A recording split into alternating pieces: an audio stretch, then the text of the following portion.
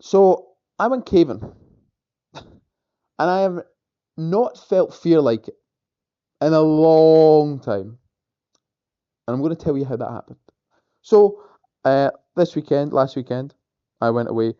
Uh, so I went caving, and it was terrifying. Like, not felt fear like that in a long time, and I'm going to tell you about it. I'm going to tell you about it. So, over the weekend, I went away a study break with the pupils at my school. They basically do kind of like a session of studying in the morning, and some go out on activity in the morning, and then they swap over in the afternoon and they kind of do different activities.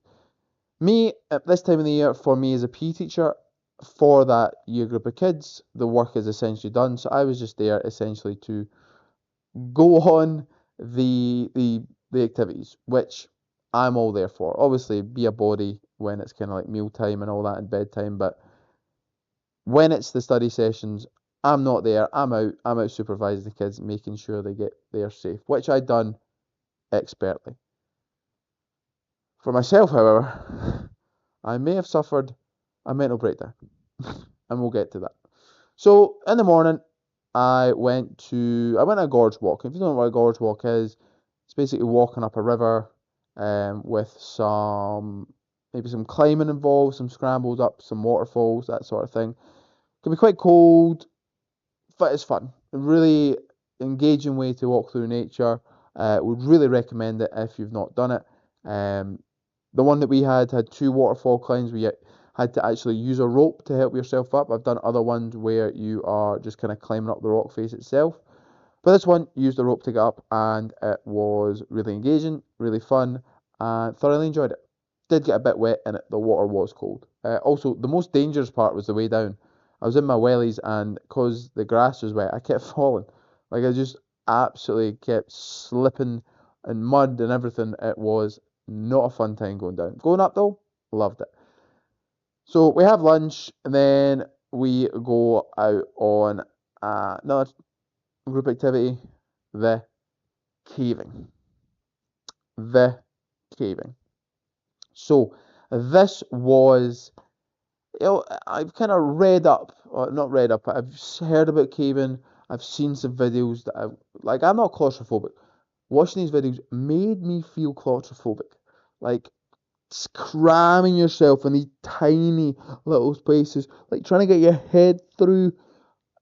Just anxiety levels were risen watching these. So the first cave we go into, it's really cool. You start up at the top, you step into the cave, and you actually descend down into the cave. The instructor's got a kind of harness, and you descend down into the cave, and it's so cool. Like, um, being in this cave, being right inside with the water dripping through, some sunlight coming in, and then you turn off all your flashlights and you're in pitch black. It was amazing, such a cool experience. I'll maybe put up some, hopefully, I'll put up some videos and pictures from the actual cave itself.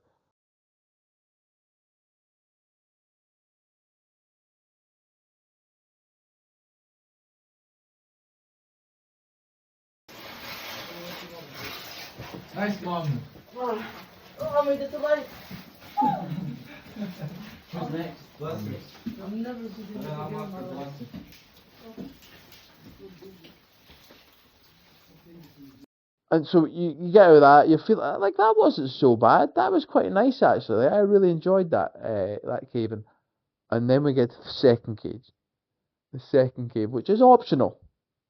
So I was like, oh, that's quite interesting. I want these kids to experience it. I don't want them to give them an out.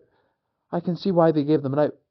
I can see why they gave them an out. So he basically explained that there is a bit that you need to get to, and it's a small cave. Like, it's not that. It's probably like 25 meters. No, maybe much more than that actually. Anyway, it's not that long an experience if you don't get stuck, which we'll get to. So he explains that you need to go through a slot, and he explains that you will need to slide yourself and kick your legs to get up. You will have barely any use of your arms because of how tight it is. And I was like, oh. Now I am significantly bigger than the kids that are here. The instructor, he's about the same height as me. I've got a bigger frame. So I was like, okay, if he can do it, I can do it. So they all go in first, and so they all go in, and it basically said like, don't kind of all come in at once, because if someone wants to come out, you need to all come out to then go back in. So um, this happens.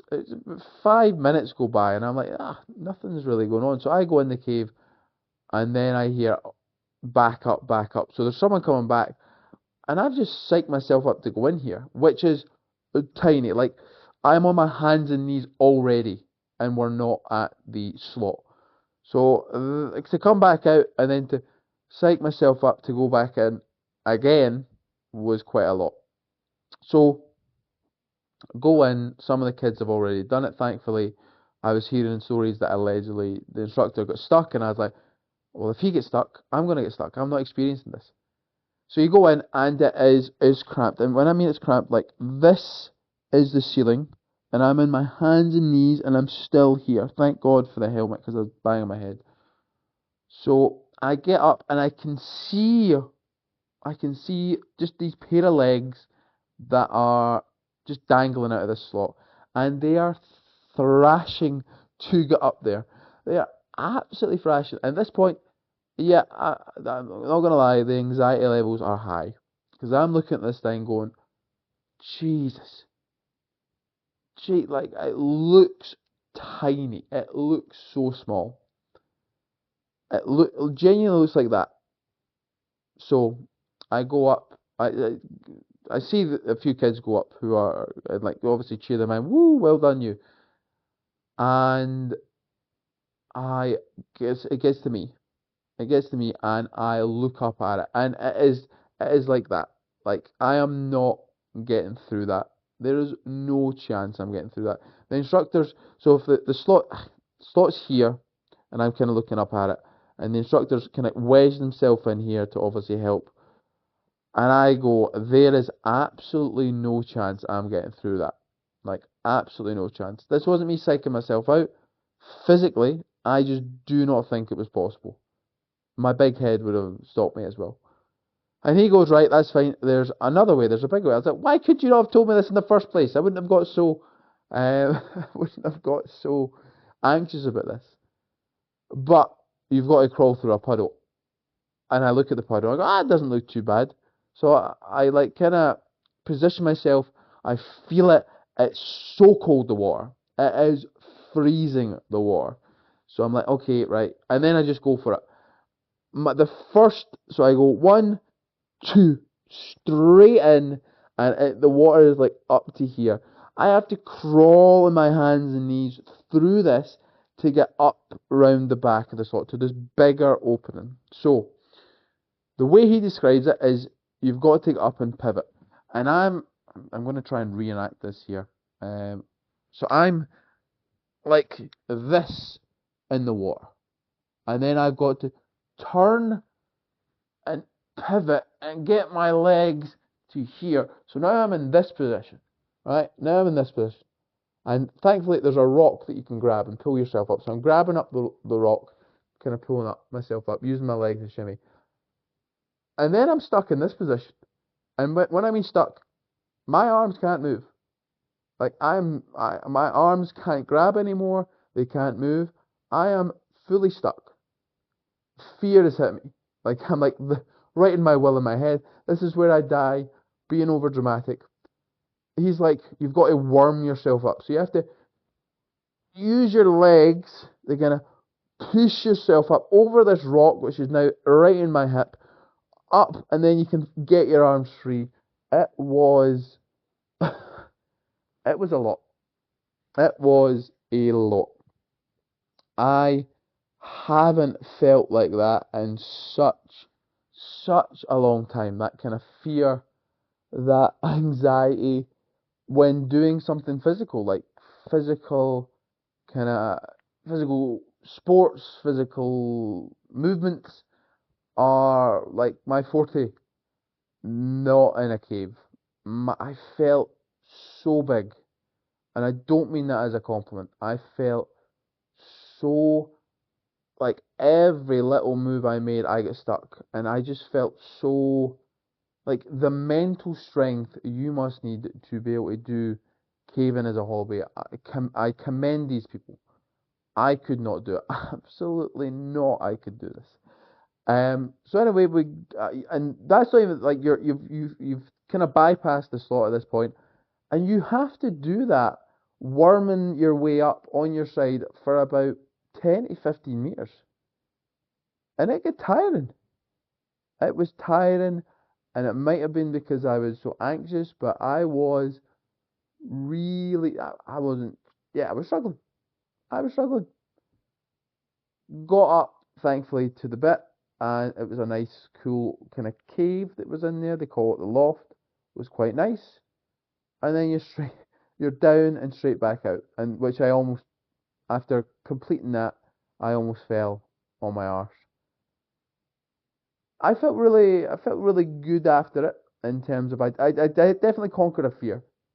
Maybe not conquer because I wouldn't be doing it again, but I have challenged myself, challenged my body and my mind to do something that I didn't think I'd be able to do. I didn't think I'd be able to put myself in a situation like that where I was in a cave and it was so tight, so tight, and get out of it without me kind of um struggling. I did swear a few times in front of the kids, but they forgave me for that and they've not told anyone. But I just kind of told everyone anyway. In these situations, you're not in control sometimes, so I blame that. But yeah, caving, like a whole found new respect for people with cave, and that wasn't even a bad one. Like I've some of the ones I've seen online are horrendous, and yeah, I won't be doing, I will not be doing caving anytime soon. I will tell you that for free. Caving, nah, nah, not for me. So, with that being said, what's your thoughts on caving? Are you an avid caver yourself? If, why? Why are you an avid caver? Let me know because I was trying to understand why that is a hobby and how people get themselves into that. Have you had a similar experience to me where you've been in a cave and you felt that kind of fear, anxiety build up? Let me know down in the comments below. And with all that being said, all that's left to say, any thoughts, comments, general hostile remarks, leave them below. Thank you very much. Bye bye.